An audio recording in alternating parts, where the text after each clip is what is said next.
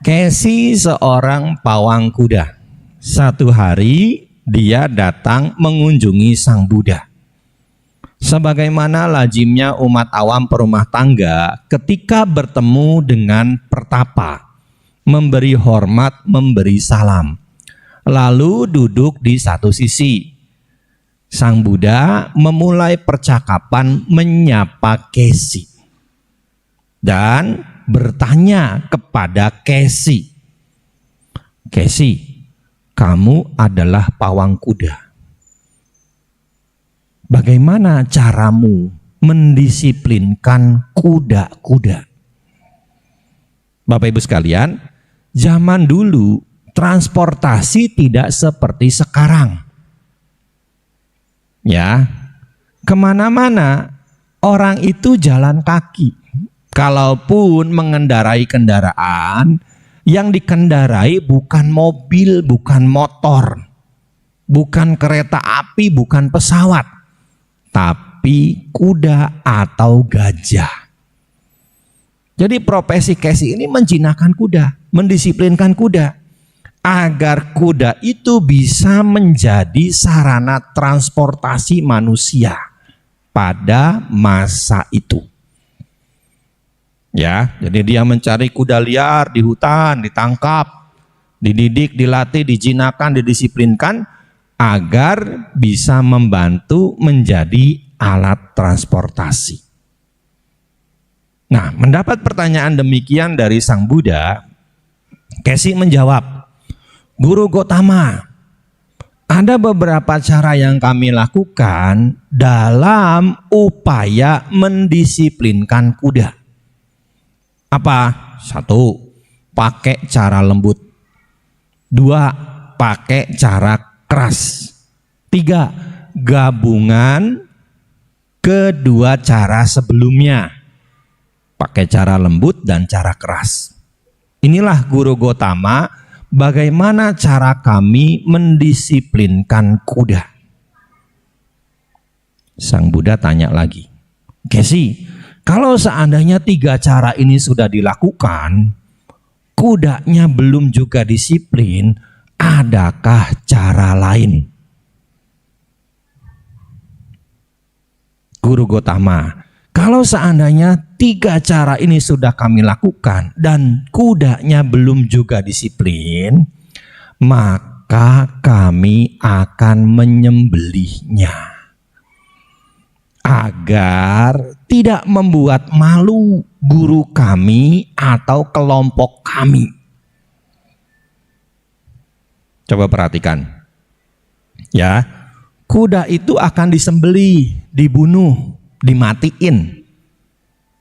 Alasannya apa? Agar tidak membuat malu guru kami atau kelompok kami.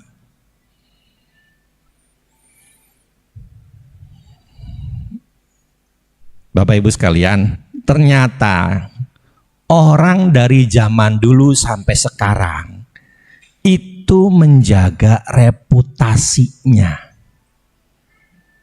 Ya kan? Ya. Reputasi dibangun dari mana? Dari image. Ya kan? Dari image yang kita bangun di masyarakat. Kenapa? Orang itu menjaga reputasi.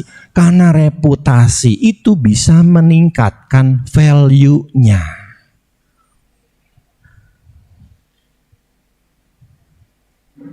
Ya, bisa meningkatkan nilainya, nilai jualnya.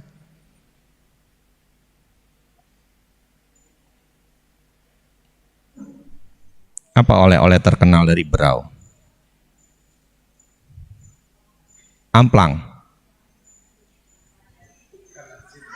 Ikan asin. Terasi. Ya. Kan pasti dari sekian banyak pengrajin terasi, ada satu yang tesnya itu paling enak. Ya kan? Mungkin merek udang apa misalkan. Udang kan macam-macam ya. Mungkin ada terasi merek lobster misalkan.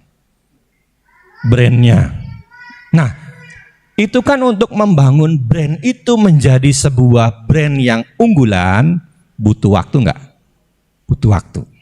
Butuh kepercayaan dari masyarakat. Sudah bagus namanya, sudah tinggi tingkat penjualannya, bahannya dikurangin. Jatuh enggak? Jatuh. Ya, jatuh. Harusnya kalau memang reputasinya sudah bagus, dipertahankan. Syukur-syukur bisa ditingkatkan. Ya, jadi jangan konyol. Casey saja di zaman dulu sudah paham ilmu branding loh. Itu kan ilmu branding ya kan? Menjaga reputasi itu kan ilmu branding itu. Ya, branding company, branding personal, nah itu kan harus dijaga. Ya, nah itu. Pokoknya kalau kita punya usaha apa, sudah punya nama, harus bisa kita jaga. Sebagai pribadi, ya, reputasi kita juga harus kita jaga. Kenapa? Karena itu nanti akan meningkatkan nilai kita. Keahlian kita, skill yang kita miliki, itu bisa menjadi nilai yang menjual. Ya, contoh, kalau kita punya keahlian, punya kemampuan, punya skill, misalkan jago desain. Ketika kita ngelamar kerja, berani nggak minta gaji? Berani nggak minta gaji? Berani. Kenapa? Karena sudah punya kualitas, punya reputasi. Ya, ini Bapak Ibu sekalian, dari zaman dulu orang itu menjaga reputasinya.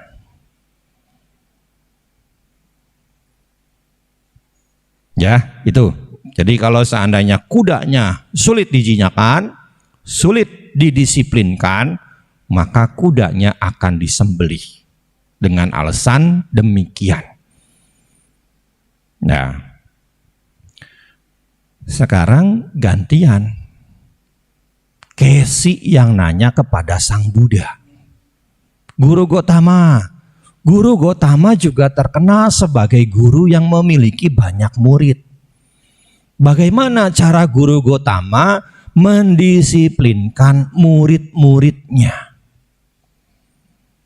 Sang Buddha menjawab, Casey, dalam mendisiplinkan murid-murid, kami juga melakukan beberapa cara. 1, cara lembut. 2, cara keras. 3, cara lembut dan cara keras. Gabungan dari kedua cara sebelumnya. Apa maksudnya? Sang Buddha memberikan penjelasan demikian dalam sutta itu. Yang disebut dengan cara lembut, Bapak Ibu sekalian, adalah seorang murid atau putra-putri Bapak Ibu sekalian itu diarahkan. Ini perbuatan baik melalui pikiran. Ini perbuatan baik melalui ucapan. Ini perbuatan baik melalui badan jasmani. Ini buah pahala dari perbuatan baik melalui pikiran. Ini buah pahala dari perbuatan baik melalui ucapan. Ini buah pahala dari perbuatan baik melalui badan jasmani. Ini alam manusia. Ini alam surga.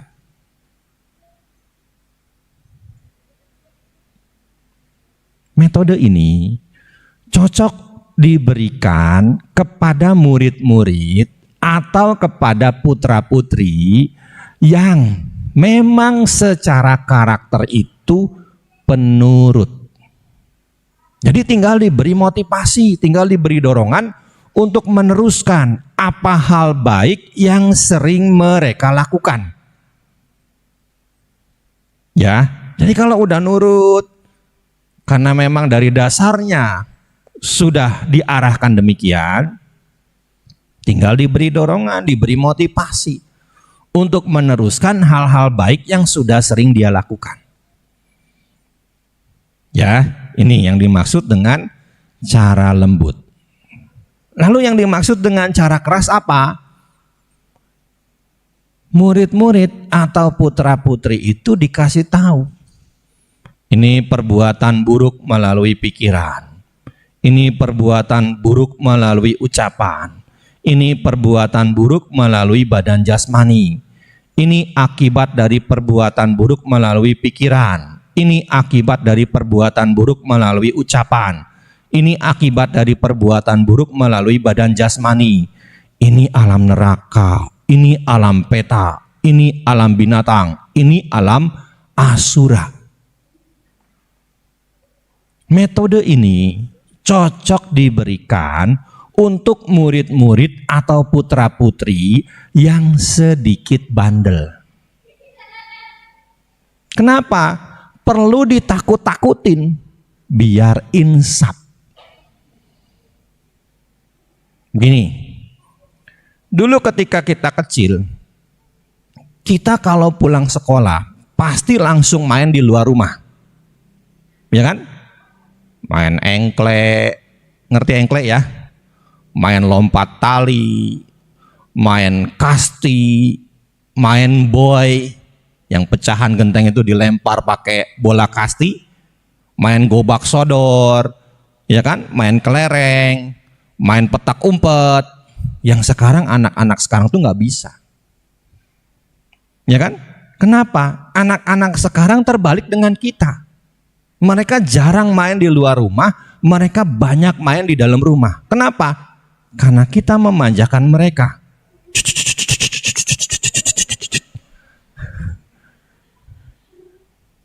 Ya, 3-4 tahun makanya sudah pakai kacamata. Coba kita perhatikan. Zaman dulu anak balita kalau nangis kan dikasih mainan yang muter di atas ranjangnya itu kan, ting ting ting ting ting ting ting ting ting ting ting, ya kan? Diem mereka. Zaman sekarang dikasih itu nggak diem, masih tetap nangis. Begitu dikasih handphone, diem. Kenapa? Kebiasaan ibunya dari dalam perut sudah. Psikologis anak terbentuk dari dalam perutnya, ya kan? Ayo anakmu hati-hati loh.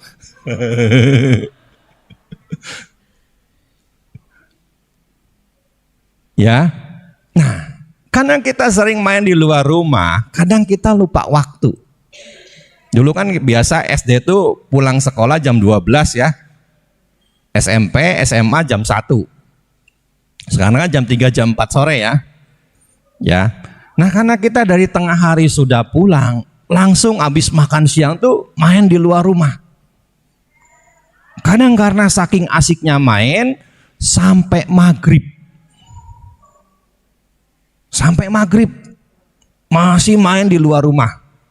Orang tua sudah manggil-manggil, masuk, masuk, masuk, ayo mandi, makan. Kita masih nggak dengar. Kenapa? Asik mainnya sama teman-teman. Dipanggil sekali masih asik, dipanggil 2 kali masih asik, dipanggil 3 kali kasih tambahan. Masuk, masuk, makan, mandi. Maghrib masih main di luar, nanti diculik kolong wewe. Masuk nggak? Masuk. Udah pernah lihat kolong wewe kayak apa? Tapi kan nurut. Nah ditakut-takutin, insaf, langsung masuk. Gak berani lagi main di luar. Ya, jadi untuk pola kedua, cara kedua mendisiplinkan murid dengan cara keras. Ya, ditakut-takutin nanti nurut. Nah, yang ketiga gabungan. Ya, ada pakai cara lembut, ada pakai cara keras. Nah, ini diberikan kepada mereka yang skeptis. Anak sekarang kan begitu ya, rata-rata pola pikirnya skeptis. Banyak tanya gitu. Ya, kenapa? Karena seiring teknologi mereka kuasai juga. Nah, kita arahkan. Ini loh yang lembut, ini loh yang keras. Nah, kita arahkan agar bisa mereka memilih yang lembut, yang baik. Ya. Nah, ini Casey, bagaimana cara kami mendisiplinkan murid? Casey nanya lagi seperti pertanyaan Sang Buddha kepadanya. Guru Gotama, kalau 3 cara ini sudah dilakukan, muridnya belum juga disiplin, adakah cara lain? Sang Buddha jawab lagi. Jawabannya juga persis seperti jawaban Casey atas pertanyaan beliau. Casey, kalau seandainya 3 cara itu sudah dilakukan, muridnya belum juga disiplin, maka kami akan menyembelihnya. Jangan aneh-aneh jadi umat Buddha, ntar disembelih. Ya, makna menyembelih di sini Bapak Ibu sekalian, makna membunuh di sini Bapak Ibu sekalian, bukan dibunuh dengan pedang, dengan mandau, bukan ditembak, bukan dipancung. Tapi makna menyembelih, makna membunuh di sini adalah dijatuhi hukuman Brahmana Danda. Sanksinya tidak diajak bicara, tidak diajari apapun. Dicuekin. Emang enak? Ya. Hukuman ini pernah dijatuhkan di zaman Sang Buddha. Kepada siapa? Biku Cana. Cana itu kan kusir dari Pangeran Siddhartha. Dia yang sehari-hari merawat kuda Kantaka. Dia yang menemani ketika Pangeran Siddhartha keluar dari istana melihat 4 peristiwa. Dia yang menemani ketika Pangeran Siddhartha melakukan pelepasan agung, menjalani kehidupan sebagai samana. Setelah Petapa Gotama mencapai pencerahan sempurna, beliau kembali ke Kapilawatu. Beberapa orang Sakya memasuki kehidupan suci menjadi biku. Termasuk Cana, kusir ini pun menjadi biku. Tapi meskipun sudah jadi biku, ego personal Cana itu tinggi. Kalau ada biku lain ngajarin dia ngomongnya apa? Saya kusir Pangeran Siddhartha. Kalau dia berbuat salah, ditegur oleh biku lain, saya kusir Pangeran Siddhartha. Kan begitu, sampai sekarang pun sering umat Buddha itu ego personalnya tinggi, ngerasa deket dengan bante siapa, kalau ada apa-apa jual nama bantenya. Ya kan? Aku kan? Ya, banyak yang kayak begitu. Nah, kejadian ini dilaporkan kepada Sang Buddha. Sang Buddha menegur Casey sekali, masih kayak gitu. Menegur Cana, masih kayak gitu. Tegur kedua kali, masih kayak gitu. Tegur ketiga kali, masih kayak gitu. Sang Buddha maha tahu, tapi tidak maha kuasa. Sang Buddha tahu Cana ini akan insaf nanti setelah beliau parinibbana. Ketika Sang Buddha mendekati parinibbana, Bante Ananda bertanya, Bante, biku Cana tuh gini, sudah ditegur oleh Bante masih juga kayak gitu. Hukuman apa Bante nanti kalau seandainya biku Cana ini layak dijatuhkan hukumannya? Sang Buddha mengatakan jatuhi hukuman Brahmana Danda, dibunuh, disembelih, tidak diajak bicara, tidak diajari apapun. Setelah Sang Buddha parinibbana, setelah rapat sangga yang pertama, Bante Ananda menyampaikan kepada biku Cana, Cana, sesuai dengan rekomendasi dari Sang Buddha, sesuai dengan kesepakatan biku sangga, kamu dijatuhi hukuman Brahmana Danda. Ketika mendengar ini dari Bante Ananda, biku Cana langsung pingsan. Siuman, pingsan lagi. Siuman, pingsan lagi. Nah, di siuman yang ketiga baru dia sadar diri. Ternyata selama ini saya salah. Dia mulai mawas diri, bermeditasi, mengembangkan batin.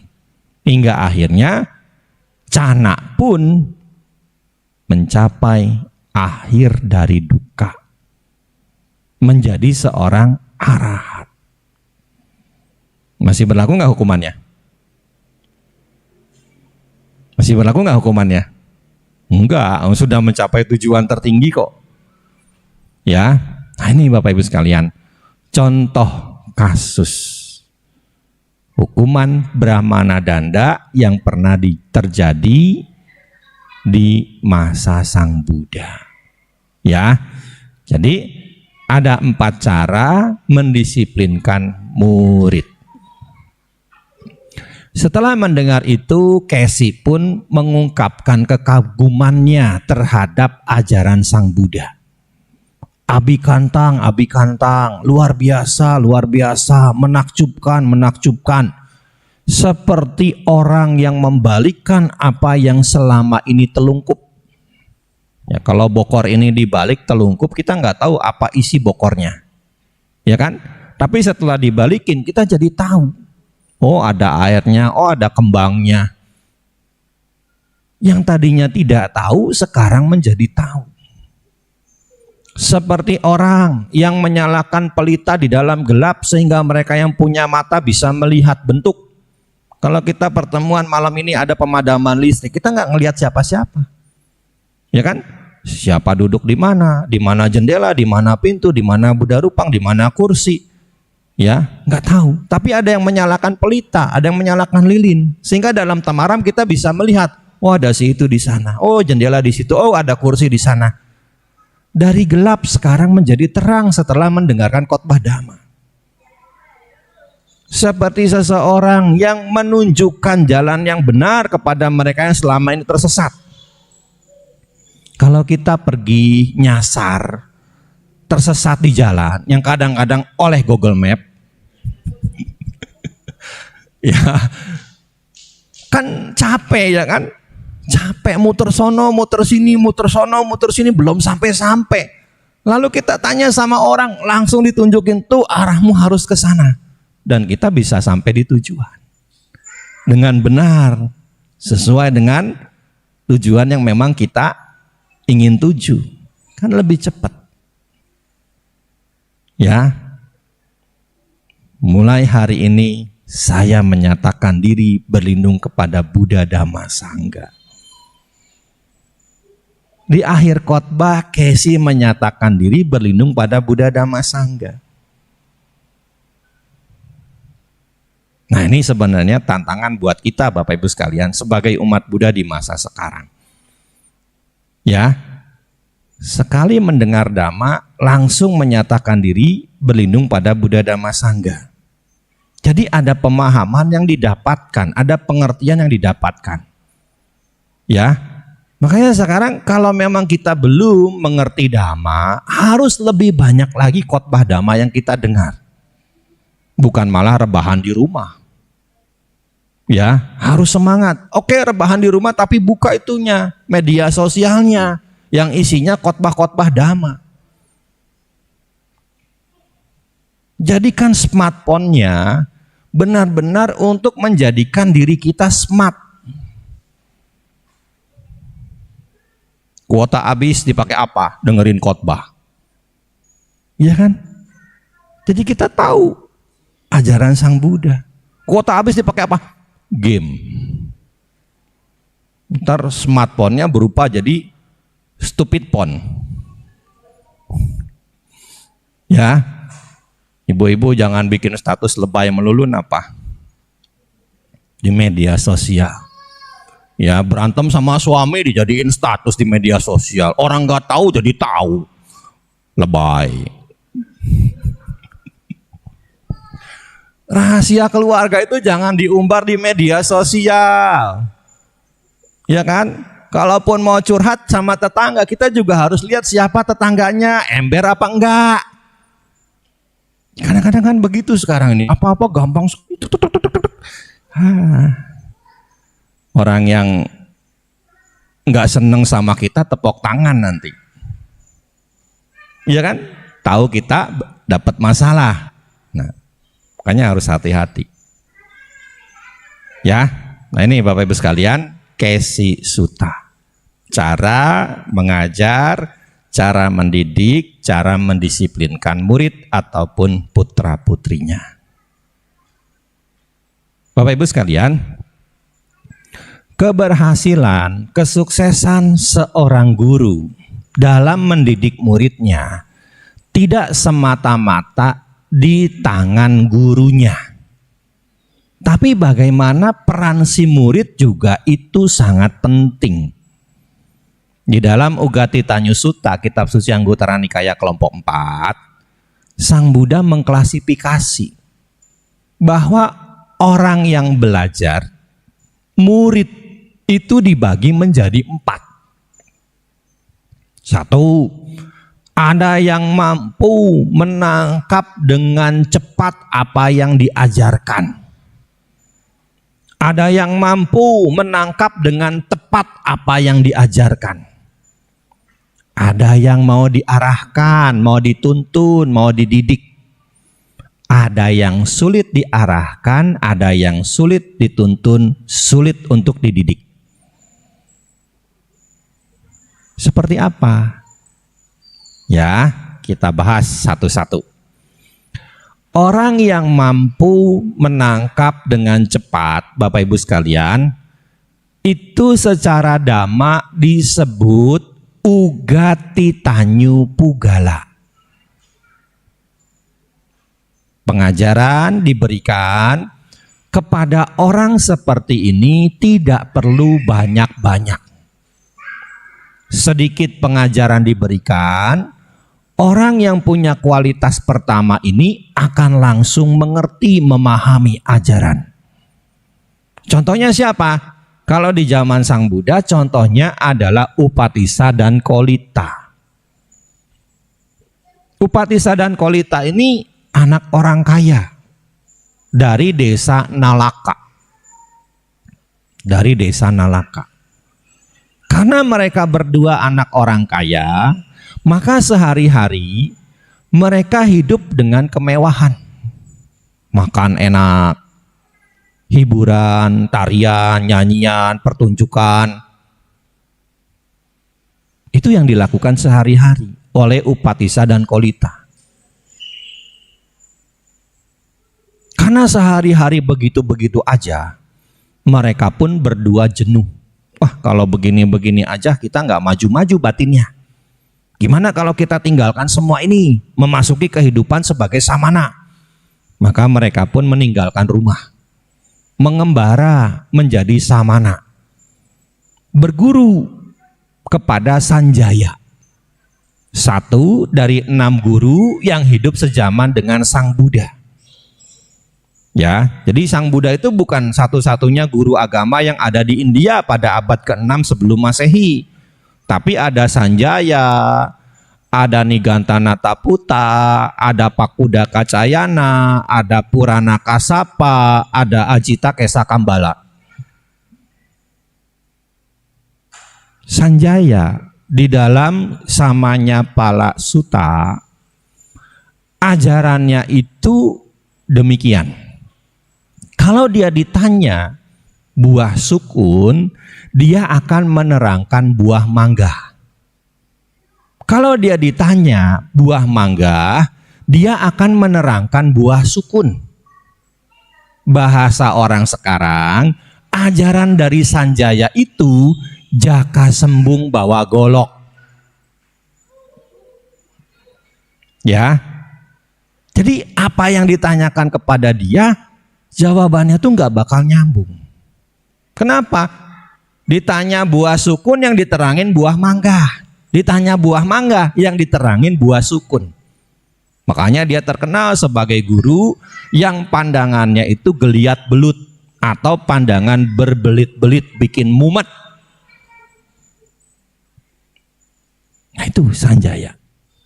Sekian lama berguru kepada Sanjaya, akhirnya mereka pergi meninggalkan Sanjaya.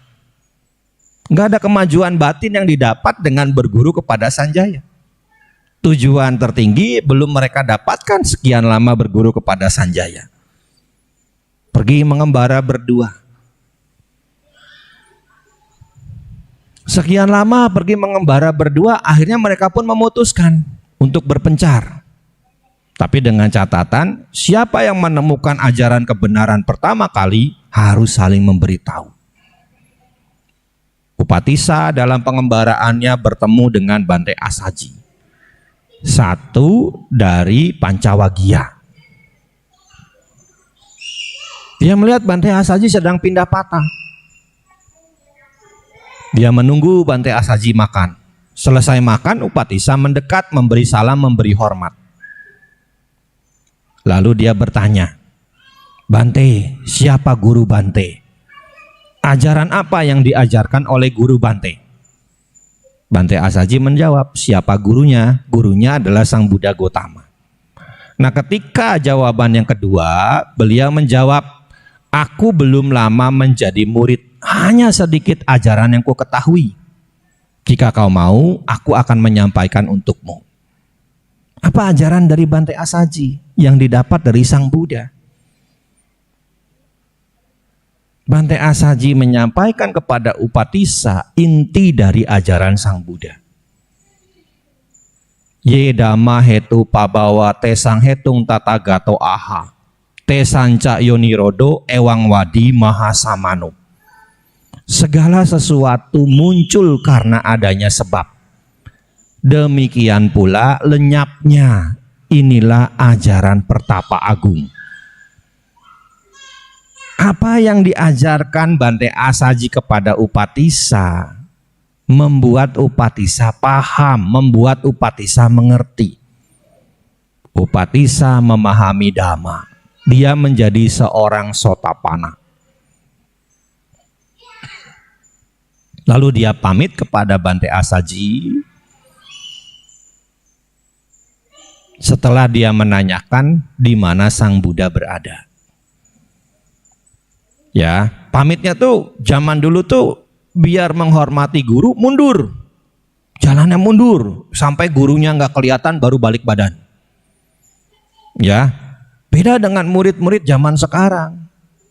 Ketemu guru manggut-manggut, begitu guru balik badan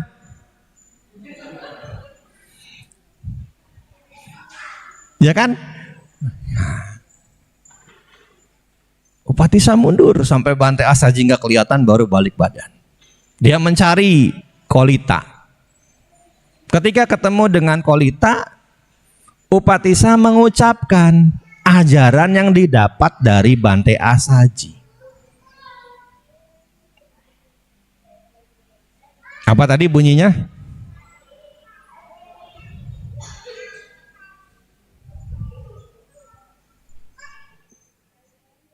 Ya, saya ulang sekali lagi, siapa tahu di sini ada yang mencapai Sotapanna.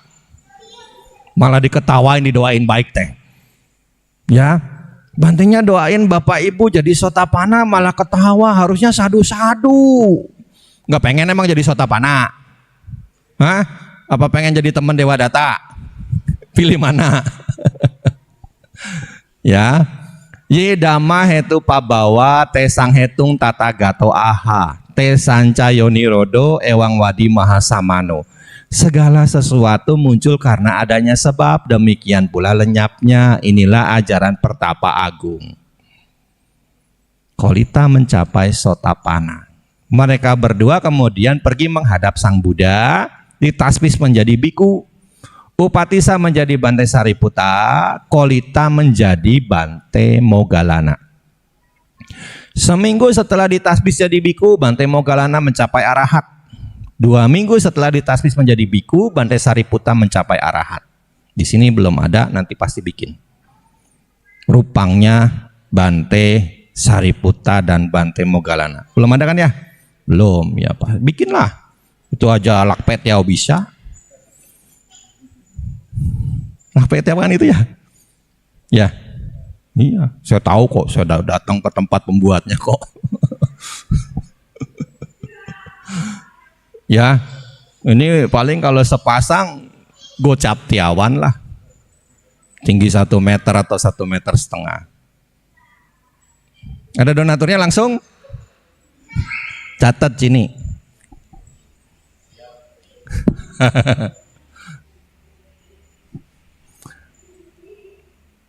Ya, ini contoh dari orang yang punya kualitas menangkap dengan cepat apa yang diajarkan. Nah, yang kedua, menangkap dengan tepat apa yang diajarkan. Secara dhamma disebut Vipacitanyo Pugala. Jadi pengajaran ini harus lebih banyak lagi disampaikan, baru mereka mengerti. Kalau tadi satu gata, ini bisa satu suta. Siapa contohnya? Pancawagya Bhikkhu. Coba kita bandingkan gata tadi dengan khotbah pertama Sang Buddha kepada Pancawagya. Panjang mana? Khotbah pertama apa? Dhammacakkappavattana Sutta. Itu di buku Parita kan ada. Kalau kita baca kan 3-4 lembar halaman itu. Banyak. Sekali Sang Buddha menyampaikan, baru satu yang mengerti. Diulang lagi, sekali lagi. Badia Wapa mengerti. Diulang lagi, sekali lagi. Mahanama Asaji baru mengerti. Diulang sampai 3 kali, baru Pancawagya mengerti menjadi Sotapanna. Banyak yang diajarkan. Lebih banyak daripada kepada orang kualitas pertama. Ya. Nah, yang ketiga itu disebut Neya Pugala. Yang mau dituntun, diarahkan, diajar, dididik, dibimbing. Ini mungkin tipikal kita. Ya. Ini mungkin seperti kita. Kalau kita hitung ini sudah 18 minggu. Kalau kita hitung rata-rata sebulan itu 4 minggu. Ya kan? Karena kita sudah di minggu kedua, jalan minggu ketiga bulan Mei. Ya, kalau di rata-rata sebulan 4 minggu berarti kan sudah 18 mingguan. Nah, siapa yang belum bolong ke wihara? Nggak bolos, setiap minggu selalu datang ke wihara. Ada? Hah? Ada yang belum bolong? Selalu datang setiap minggu? Nah, berarti kan minimal kita sudah mendengar khotbah dhamma 18 khotbah dhamma. Ada yang sudah Sotapanna? Tuh, malah diketawain lagi. Ya. Tapi kan kita masih semangat untuk ke wihara. Kita masih semangat untuk belajar dhamma. Ya seperti tadi disampaikan, karena belum ada pencapaian kesucian apapun yang kita peroleh, maka semangat kita untuk belajar dhamma harus ditingkatkan, bukan malah dimalesin. Kenapa? Karena kita sadar diri, belum mencapai tingkat kesucian apapun, belum aman dari 4 alam sengsara. Ya kan? Minimal kan jadi Sotapanna agar kita bisa bebas dari 4 alam sengsara. Nah, untuk bisa mencapai ke sana harus lebih giat lagi belajar dhamma, harus lebih giat lagi praktik dhammanya. Ya, ini tipikal yang ketiga, Neya Pugala. Mau belajar, mau dituntun, mau diarahkan, mau dididik. Nah, yang keempat ini sulit dituntun, sulit diarahkan, sulit dituntun, sulit dididik, sulit dibimbing. Ini disebut Padaparama Pugala. Sulit dia. Diajari apapun tidak mau tahu. Diajari apapun tidak mau dengar. Diajari apapun tidak mau memberi perhatian. Kadang-kadang ketika diajari malah membantah.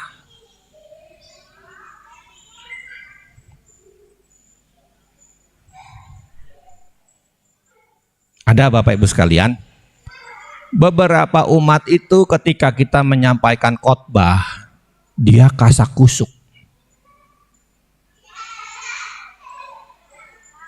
Apa ngomongnya? Kita menyampaikan khotbah, ribut ya. Masa Bante, bisa-bisaan Bante aja itu mah. Ada yang kayak begitu. Iya, ada yang kayak begitu itu. Dan ini yang ngomong begini bukan cuma saya, ada Bante senior juga pernah cerita kayak gini. Jadi ketika beliau ceramah, Umatnya tuh jawabnya gitu. Masa Bante? Bisa-bisaan Bante aja itu mah. Ya, sulit kalau begini. Ya, makanya kalau kita belajar apapun, baik itu dhamma atau ajaran apapun, bawalah gelas yang kosong, bukan bawa gelas yang sudah berisi. Gelas yang sudah berisi simpan di rumah. Gelas yang kosong kita bawa ke tempat belajar.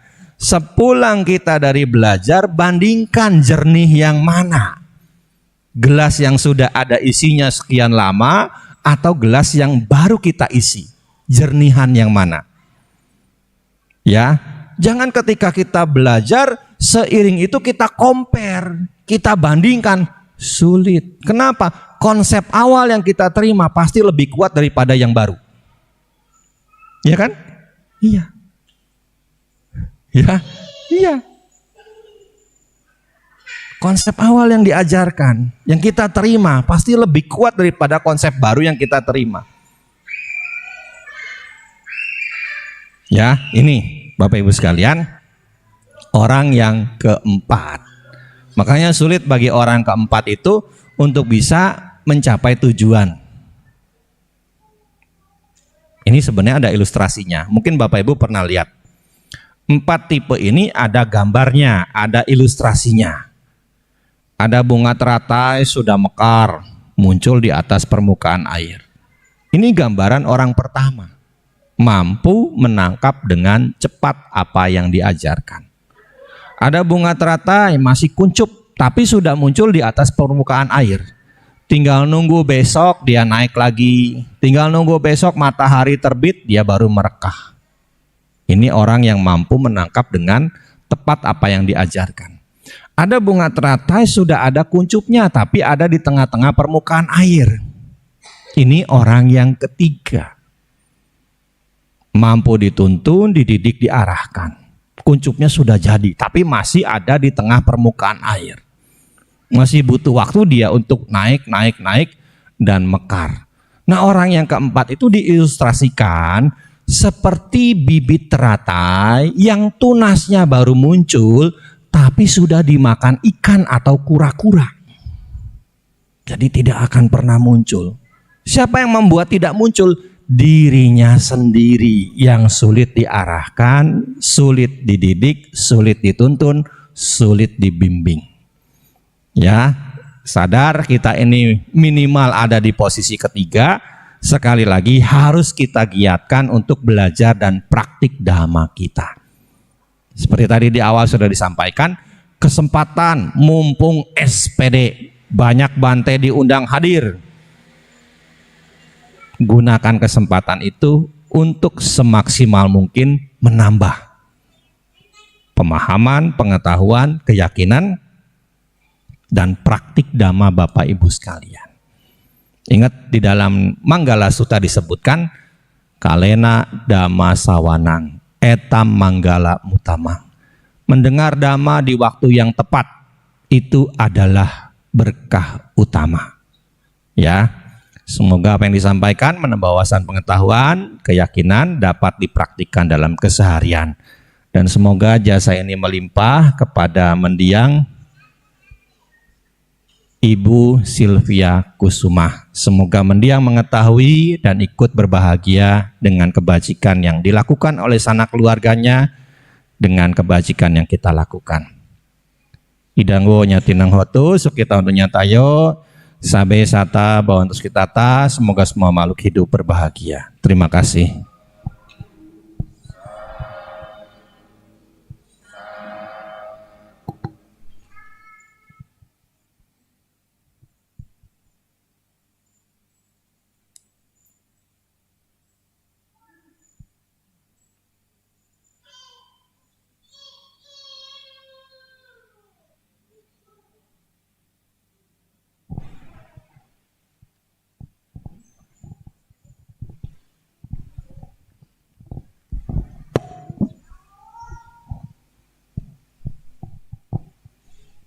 Ya, untuk acara selanjutnya tanya jawab atau diskusi dhamma.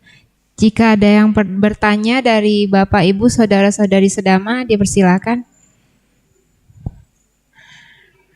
Ada yang ingin bertanya? Sudah jelas? Sudah? Ada, C? Mau tanya?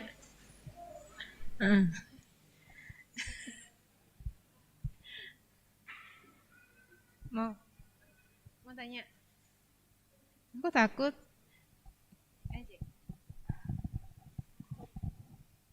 Selamat malam Bante, nama budaya. Saya mau tanya yang tadi mengenai siswa yang keempat Bante.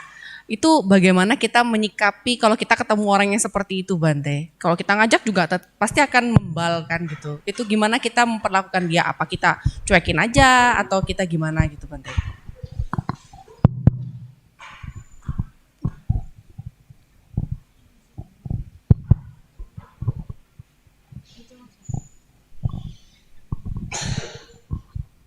Ya, kalau memang kita sudah usaha mengajak dia, sudah usaha menuntun dia, sudah usaha membimbing dia, tapi dianya tidak ada respon yang baik, ya sudah, apa boleh buat. Ya, orang itu pada satu titik dia akan kena batunya. Ya kan? Nah, di situ akan menjadi titik tolak buat dia. Untuk apa? Mulai insaf. Dulu di dekat tempat saya tinggal di wihara sebelah kampung itu ada biku asing tinggal di sana.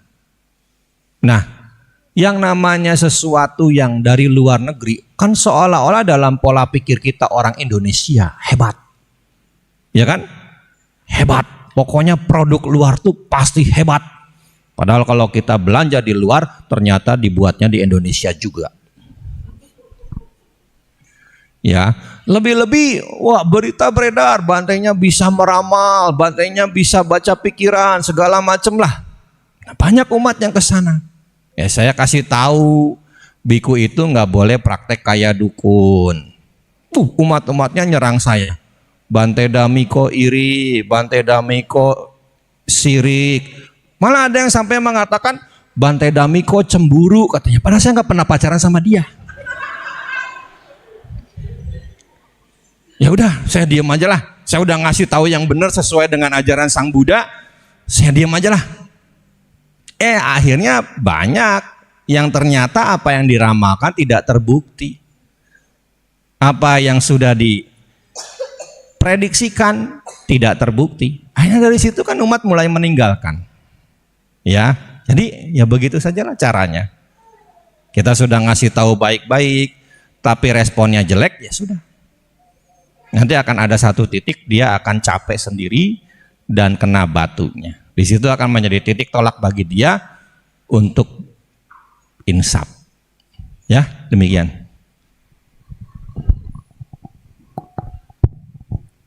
Ada lagi yang ingin bertanya? Dipersilahkan, masih ada waktu. Ada? Oh, Ibu.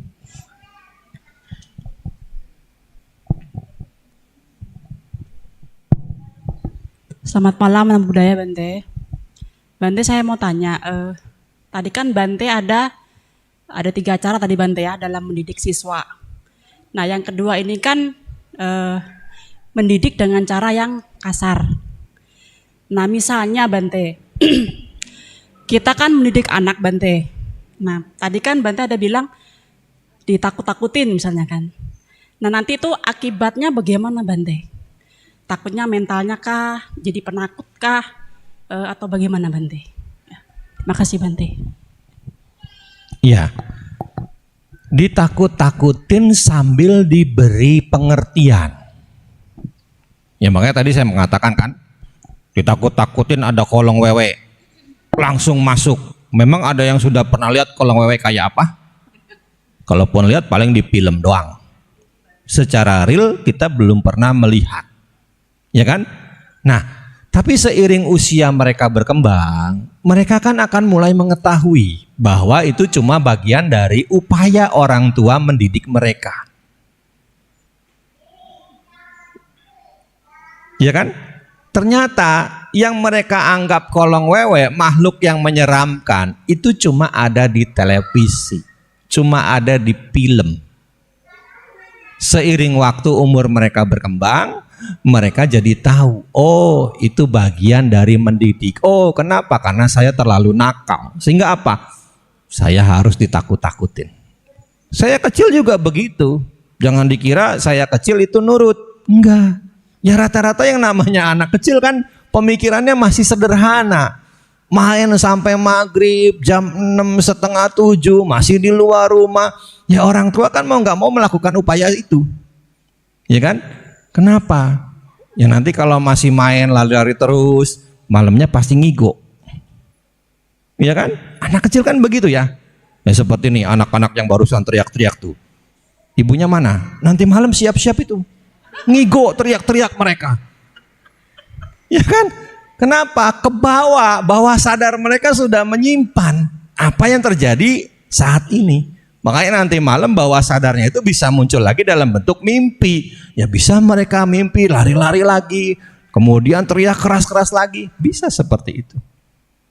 Ya, jadi seiring waktu nanti pelan-pelan mereka akan memahami. Ya sampai sekarang kan nggak semua dari kita, meskipun dari kecil ditakut-takutin ada kolong wewe, tetap aja kalau kita kebelet pipis malam-malam tetap keluar dari rumah, tetap keluar dari kamar kan, nggak mikirin kolong wewe, iya kan? Kenapa? Karena ingin bahagia, terbebas dari kebelet pipis. Ya, meskipun mungkin bulu kuduknya bray. Karena saya pernah ngalamin waktu sama Nera tuh sering ditinggal sendirian di wihara pelosok daerah. Lampunya ya belum kayak gini waktu 20 tahun lalu, kan masih lampu bohlam itu ya. Kadang-kadang kalau hujan sedikit aja mati lampu. Makanya bekal dulu waktu sama Nera tuh apa? Senter. Nggak ada handphone. Belum ada handphone zaman itu. Handphone sudah ada tapi masih segede batu bata. Mahal harganya ya kan. Dulu handphone pertama kan Motorola ya kan. Yang segede batu bata itu kan. Iya. Karena saya ngalamin juga itu. Kokok saya punya. Kalau saya mau telepon ke rumah daripada saya ke wartel, saya pinjam punya kokok saya aja. Itu pun dipesan, jangan lama-lama, pulsanya mahal. Iya. Nah, kalau dulu kita punya handphone segede gitu, ada hantu timpuk aja. Hantunya kan ketahuan, beneran apa bohongan. Ya, ya jadi seperti itu Bu. Masih ada? Ada yang ingin bertanya lagi? Masih ada waktu Pak, bisa lagi.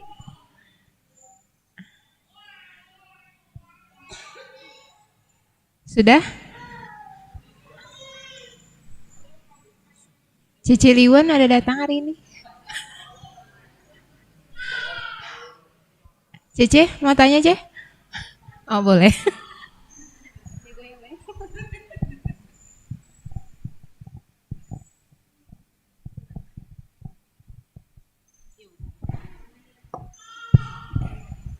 Selamat malam Mbak Teh. Setelah mendengar yang ada beberapa urutan, saya tertarik dengan urutan yang keberapa ya tadi ya? Tidak mau mendengar, tidak mau apa ya? Intinya penolakan. Di kehidupan nyata, terutama dalam mendidik anak, ada yang seperti itu. Kalau versinya tadi Sang Buddha, kalau masih tidak mau dengar, tidak mau itu, kita cuekin. Intinya tidak kita heranin seperti itu. Tapi kalau di kehidupan nyata sebagai orang tua, antara orang tua dan anak, terkadang sukar untuk melakukannya karena setiap hari bertemu dan setiap waktu juga pasti ada keperluannya. Jadi kalau untuk kita sebagai orang tua mau mencueki anak yang lagi memang kebetulan bersifat seperti itu, agak rada-rada susah. Mungkin ada tips lain selain seperti itu, sekiranya membuka pikiran anak tuh supaya tidak berbuat seperti itu. Karena di zaman sekarang ini kebanyakan memang seperti itu saya perhatikan. Apalagi kalau dilihat dari urutan anaknya, kebanyakan yang nomor 2 kalau menurut versi orang-orang kebanyakan nomor 2 seperti itu Bante. Mungkin ada masukan dari Bante bagaimana cara mengatasinya. Terima kasih. Ya, kalau kepada anak nyuekin tapi sambil diawasin, bukan berarti cuek itu dilepas begitu aja. Ya seperti contoh kasus Bante Canak tadi. Oke, dicuekin biku-biku lain, tapi kan dia masih tetap tinggal di wihara nggak? Masih. Ada nggak biku-biku lain memperhatikan dia? Ada, ya kan? Jadi masih tetap diawasi. Jadi jangan sampai kabur nih gara-gara dicuekin. Jangan sampai melarikan diri nih gara-gara dicuekin. Jadi tetap ada perhatian yang dilakukan. Ya mungkin nanti satu saat kita sebagai mamahnya nggak berhasil ngomong sama dia, kan bisa ngomong sama suaminya, sama papahnya. Ya kan?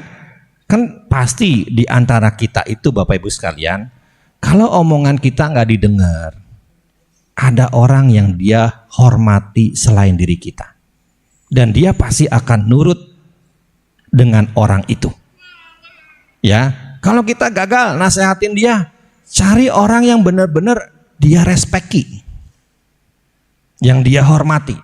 Pasti begitu. Orang ini ngomong, dia pasti ngikut. Ya, cari orangnya. Siapa? Misalkan papahnya, mungkin engkongnya, mungkin emaknya. Ya, jadi itu yang bisa kita lakukan. Kalau memang kata-kata kita sebagai ibunya enggak dia dengar, cari yang memang dia respect kepada siapa orang itu. Kita kasih pendekatan sama orang itu untuk menyampaikan, mengarahkan, mendidik anak itu. Ya, begitu. Jadi bukan berarti ya dicuekin benar-benar dibuang begitu. Enggak, tetap dalam pengawasan. Bila mana perlu di kamarnya, di kamar mandinya pasang CCTV. Ya. Ya, baik Bante. Ada satu lagi Bante mengenai mendidik anak. Saya tertarik di situ karena ada beberapa pengalaman juga yang saya lihat di luaran. Ada dalam satu keluarga itu memiliki 3 orang anak dan 3 diantaranya itu 2 itu adalah kembar. Kembar. Kemudian di saat semakin beranjak dewasa, remaja, SMP, entah kenapa dia suka, katakanlah orang zaman sekarang kata anak-anak muda itu namanya prank. Orang tuanya yang di-prank seperti itu, dikerjain, terutama ibunya. Tapi yang ngerjain ini 2 anak kembar ini juga. Kemudian dalam bersekolah dia ditempatkan di kelas yang sama. Kemudian di dalam kelas itu dia dikatakan suka dibully sama teman-temannya. Nah, yang jadi pertanyaan saya adalah apakah maksudnya bagaimana caranya supaya anak itu bisa ini, karena kan satu berbuat dua-duanya pasti ikut gitu loh, karena kembar kan. Apakah jalan satu-satunya mereka apakah harus dipisah supaya bisa diarahkan, ataukah dibiarkan berdua, diarahkannya bagaimana? Buat tips orang tuanya, terutama seorang ibu yang setiap hari mendidik anaknya seperti itu Bante. Terima kasih. Ya, di rumah ngeprank emaknya, di sekolah dia dapat bulian. Bisa jadi ini bentuk pelampiasan rasa kesal dia. Karena di sekolah dia dibully, sehingga apa? Balas dendamnya kepada ibunya. Nah, ini yang kita harus kasih pendekatan sama dia. Ya sebenarnya yang di-prank bukan cuma ibunya ya. Yang bisa ngeprank bukan cuma anak kembar. Kemarin wasit Indonesia lawan Thailand juga ngeprank kita ya. Udah jingkrak-jingkrak tahu-tahu masih belum selesai, akhirnya jebol lagi. Jokowi aja udah seneng, tahu-tahu masih mulai lagi main lagi. Ya, jadi itu bisa jadi terjadi demikian. Kenapa? Bentuk kekesalan dari sekolah dia bawa pulang ke rumah buat ngeprank orang tuanya, ngeprank ibunya. Nah, maka kalau kita mengalami ada anak seperti ini, perhatian kita harus lebih kita kuatkan kepada dia. Ya, jangan dipisah. Ya, bisa kita bawa dia ke konsultan anak. Ya, bawa dia ke sana. Kenapa? Biar dia dapat pandangan-pandangan. Kalau memang kita sebagai orang tua sudah istilahnya bendera putih lah. Ya, bawa ke konsultan anak. Biar dia dapat pandangan-pandangan. Sebenarnya begini ya, Bapak Ibu sekalian, anak umur 0 baru lahir sampai 6 tahun itu anak usia emas. Apa yang kita install sama dia itu akan dia cepat terimanya. Ibaratnya seperti handphone yang belum ada aplikasinya. Ya kan? Jadi ngadatnya itu nggak banyak, cepet. Ya kan kalau handphone baru beli kan kita install aplikasi apapun cepet downloadnya ya. Nah anak-anak juga begitu. Harus diinstal yang baik-baik di 0 sampai 6 tahun. Kenapa? Ibaratnya kertasnya masih kosong, memorinya masih kosong. Ya syukur-syukur dari dalam perut Bapak Ibu, begitu ibu-ibu tahu dirinya hamil, mulai pagi malam baca parita meditasi, pagi malam baca parita meditasi. Ya. Untuk apa? Membangun karakter mental si anak dari dalam perut. Begitu keluar diarahkan terus. Ya, diarahkan terus. Diinstal terus dengan yang baik-baik. Ya, ini perlu dilakukan. Nah, kalau sekarang sudah seperti itu, ya kalau memang kita sudah angkat tangan, bawa ke konsultan anak. Pasti mereka punya cara untuk menyadarkan dia gimana caranya. Ya, dari segi pendidikan juga kan ada ya. Aspek pendidikan buat anak-anak, aspek pendidikan buat dewasa. Ya, andragogik, pedagogik itu kan ada perbedaannya. Jadi seperti itu. Ya, apalagi memang ketika memasuki usia remaja itu juga usia rawan. Kenapa? Faktor lingkungan akan bisa memberi pengaruh besar. Makanya pengawasannya juga harus lebih ketat. Ya, jadi bisa dibawa ke konsultan anak. Ya, terima kasih Bante.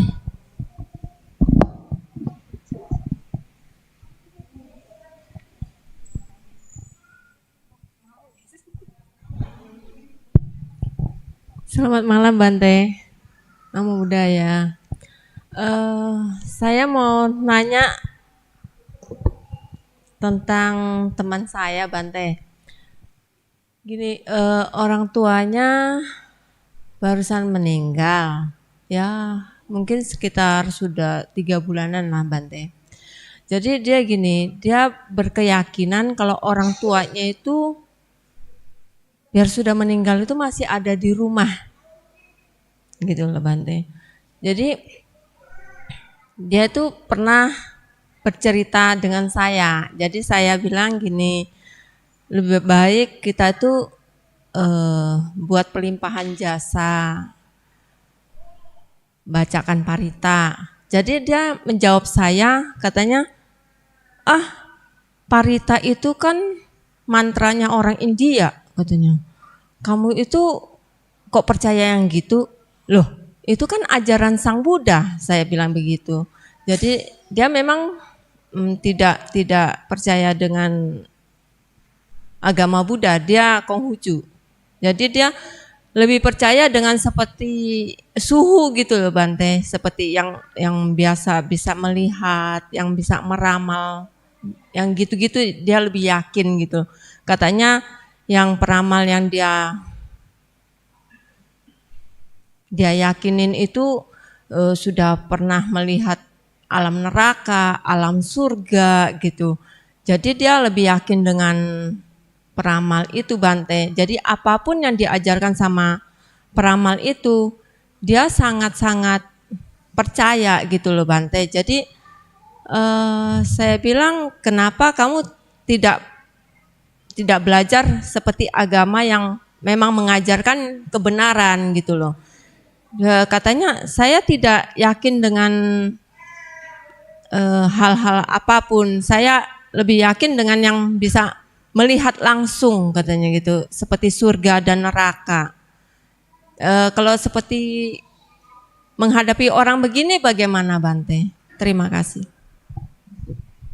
Iya, sebenarnya itu bukan pemikiran Konghucu. Kalau Konghucu itu memikirkan bagaimana hidup bermasyarakat. Konghucu itu tidak mengenal ajaran setelah kematian. Itu lebih ke pemikiran Taoisme. Suhu-suhu yang begitu umumnya suhu-suhu dari Taoisme. Karena Taoisme memang masih kuat unsur-unsur mistisnya. Ya. Jadi kalau Konghucu itu nggak memikirkan kehidupan yang akan datang gimana. Yang penting bermasyarakat saat ini gimana. Ya, itu lebih ke Taoisme pola pikirnya. Nah, sekarang begini. Ada cerita. Seorang jenderal akan menghadap seorang guru meditasi.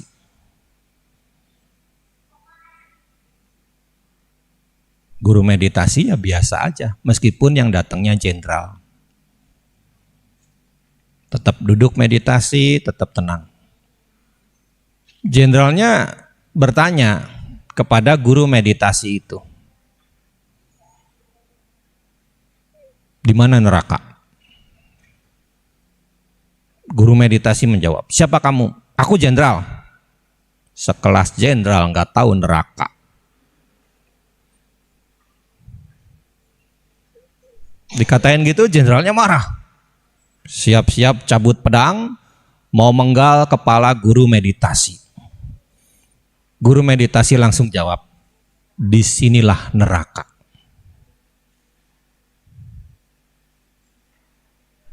Saat jenderal itu dilanda oleh kemarahan, disitulah neraka.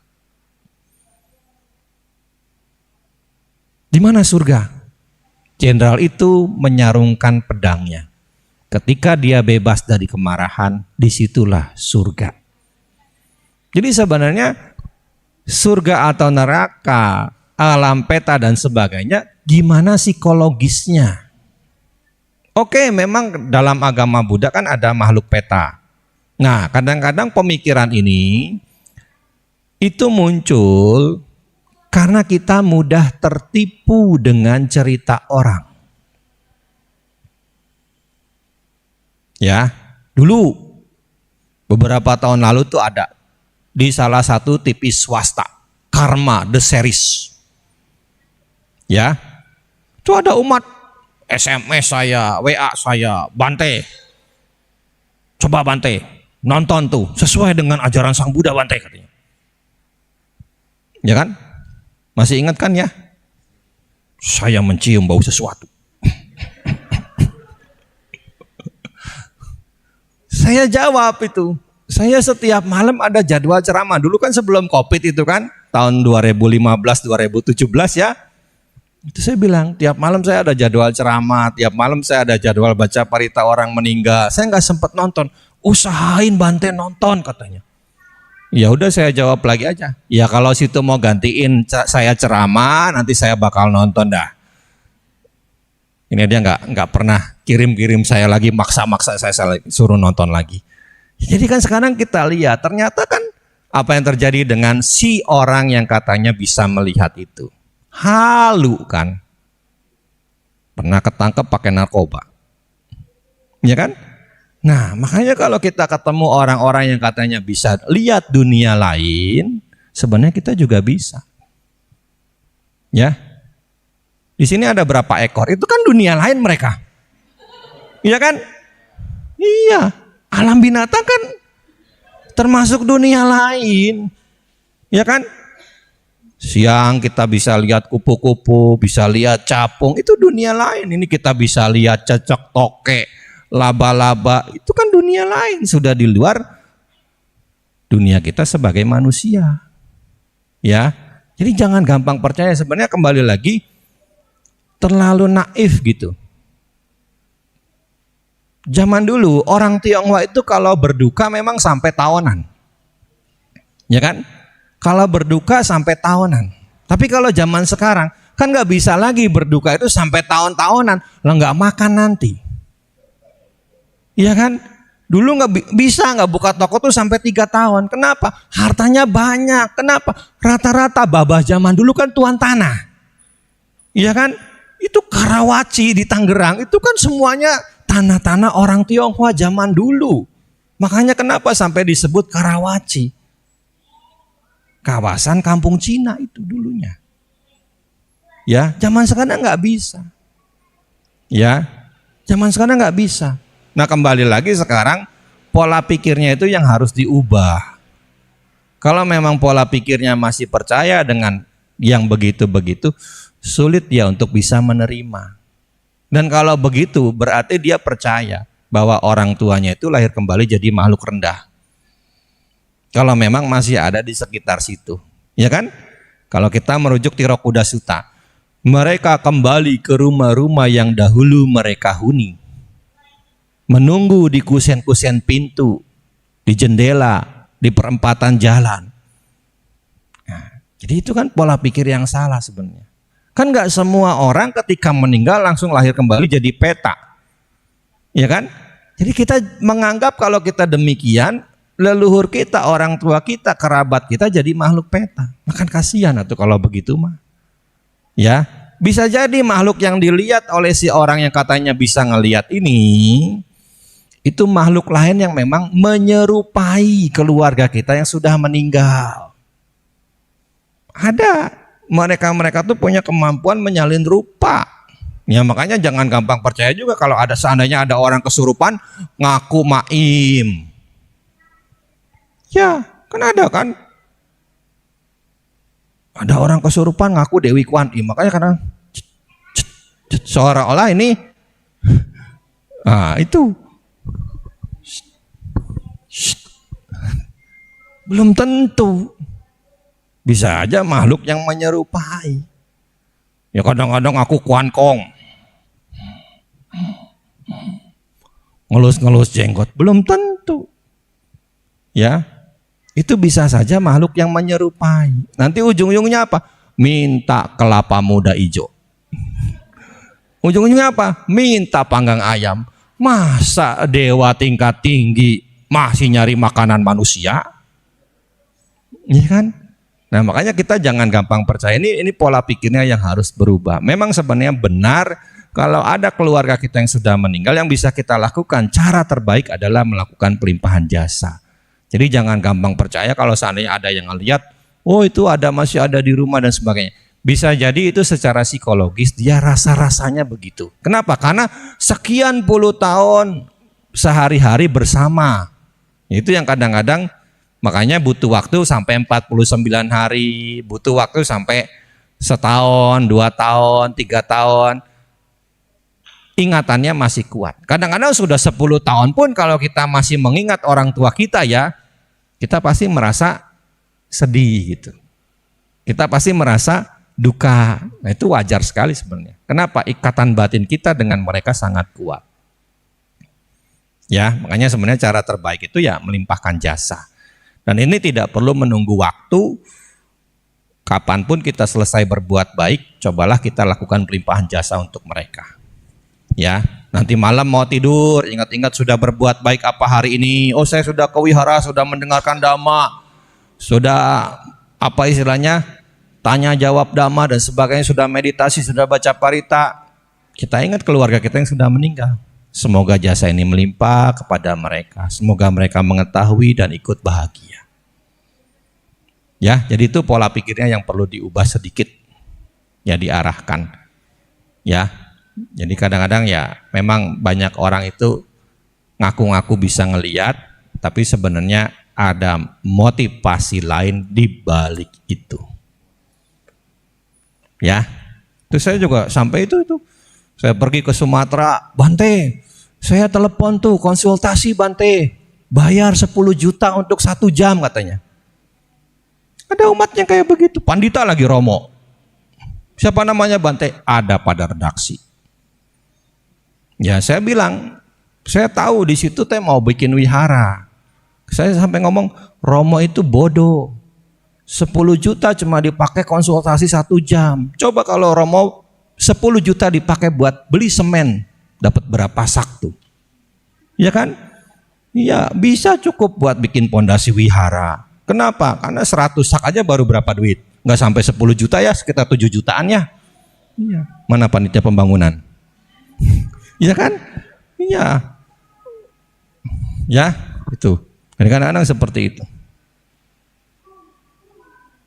Bisa dituntun, diarahkan. Nanti pelan-pelan lah, nanti siapa tahu ya seperti tadi kalau memang suara kita, omongan kita nggak didengar, cari di rumah yang dihormati, dituakan yang bisa dia dengar. Ya.